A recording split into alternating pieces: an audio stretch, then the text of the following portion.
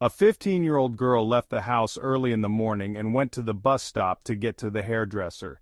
She never showed up there, and concerned relatives contacted the police. The events that happened over the next few days shocked and forever changed a small Scottish town. In this video, we will tell you what happened to Paige Doherty and why this case is called a disgrace to the judicial system. Paige Doherty was born on April 17, 2000, in the small Scottish town of Clydebank. When the girl was little and her parents divorced, she stayed to live with her mother, who soon married another man, and they had 3 more children. The family lived amicably, and Paige happily helped her mother take care of her younger brothers and sisters. She also got along well with her stepfather. At the age of 15, Paige began combining school studies with part-time work in a hairdresser's on weekends. In the future, the girl dreamed of opening her own beauty salon. On Friday, March 18, 2016, Paige stayed overnight at a friend's house. The next morning, she had to go to work, so the girl got up early and went to the bus stop. The hairdresser was in a neighboring town, which was a little less than 20 kilometers away, but she never showed up at work. Colleagues tried to get through to her, but the girl didn't pick up the phone. They then contacted her mother, Pamela Monroe, who said that her daughter had not communicated since the previous evening. The first thing she did was call her friend, where Paige had spent the night. The friend said that Paige left her house at about 8 o'clock in the morning, and the concerned mother went to work, calling several more of Paige's friends, but they all did not contact the girl. Pamela decided to contact the police. Investigators arrived at Paige's house and began to restore the chronology of events. At first, they were alarmed by the fact that the girl not only did not answer calls, but also did not post on social media. Like many teenagers, she spent a lot of time on there and was almost always in touch. Over the next few hours, the police searched the area around Paige's house and also her friend's house where the girl had spent the night. They could not find any traces. If at the very beginning it was still possible to assume that Paige simply forgot to charge her phone, then with every hour this situation seemed less and less likely. Realizing that Paige could be in danger, the police opened a missing person case. They worked on the theory that she may have run away from home but came to the conclusion that the girl had no reason for such an act. She was on excellent terms with her family, and all her friends assured that Paige had never talked about running away and simply could not have had any motive for this. While the police worked on all possible options, the girl's family also tried in every possible way to find Paige. They created a page on Facebook where they posted photos of her, information about her last whereabouts, and possible places where she could have passed that morning. Meanwhile, the police concentrated their searches along the route the bus took to the town where Paige worked. They soon managed to find the first witness, a shopkeeper, who reported seeing Paige at about 8:15 in the morning. She had walked past his store and waved to him. According to the seller, the girl most likely headed to a local café in a neighboring building. Given that the store was located in close proximity to the bus stop, the investigators were once again convinced that the girl planned to go to work and did not go to some other place on her own initiative. The search for Paige lasted 2 days, and the police came out with disappointing news. They found the girl's body 2 miles from the bus stop. She was lying in an area overgrown with tall grass. Despite the fact that the body was found not far from the road, the police immediately said they were ruling out an accident. The accident was confirmed only after the pathologist issued a report. Everyone learned the terrible details when they discovered 146 stab wounds on the girl's body. Later, her mother would say that in fact, there were more than 500 wounds, but this information was not reflected in the official reports. This news shocked not only Paige's relatives, but also the entire small town. It was obvious that the girl had become the victim of a cruel monster who lived among them. The case was reclassified as a murder, and the police began to search for the culprit. A friend who spent the night with Paige shared another useful observation. That morning, Paige left the house without having breakfast. In such cases, she always stopped at a local café before getting on the bus to grab something to eat. The detectives went to this café and spoke with its owner, John Lee.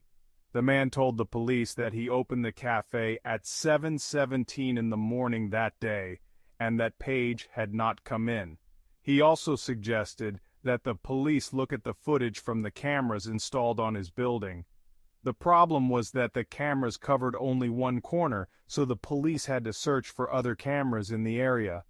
During the conversation with the cafe owner, the police noticed something strange. When they showed him a photo of Paige, he said he didn't recognize her, even though Paige's friend assured them that she had regularly come to this cafe for many years. It was a small town, where many residents knew each other at least within certain areas. The police received another interesting tip from the owner of a local store, who said that John Lee had come in for cleaning supplies, apparently needing them very urgently. This happened on the day of Paige's murder. The detectives spoke with Lee again and eventually remembered that Paige had indeed come into the store that morning. According to him, the girl bought a pie, they talked a little, and then Paige went to the bus stop. By that time, the police had collected more footage from the existing cameras. One of them showed Paige walking along the road at 8:21 a.m., where the bus would have passed. She then entered John Lee's cafe. The investigators checked the camera footage and waited for Paige to leave, but this never happened. At first, they assumed the girl had spent more time there, but the theory didn't make sense. First of all, Lee said that Paige had left the cafe almost immediately after buying the pie, and secondly, her colleagues were waiting for her at work, and she had never been late before, much less skipped her shift. When they asked for the rest of the camera footage, Lee claimed there was no more. The police noticed that there was even a camera installed inside the cafe, but for some reason, Lee didn't want to show the police these recordings. All of this was enough to consider the cafe owner a suspect. The police soon received permission to search his cafe, home, and car. At first glance, everything appeared clean in the cafe, but the police made a terrible discovery. When they moved the refrigerator, they found blood beneath it. An analysis showed that the blood belonged to Paige. This was enough to arrest him. On March 23rd, 4 days after Paige's murder, he was taken into custody. But the terrible discoveries did not end there. The police finally received the remaining footage from neighboring buildings, which provided even more potential evidence. The street camera captured how John Lee closed the blinds in the cafe about 10 minutes after Paige arrived. An hour later, he left the building. 7 minutes after he parked, he returned to his car, opened the trunk, and appeared to be sorting through things in the back. Then he went back inside the building. At 11:59 a.m. he came out again, this time holding a large bag. It's not hard to guess that Paige's body was in that bag. The man put it in the trunk of his car, got inside, and drove away.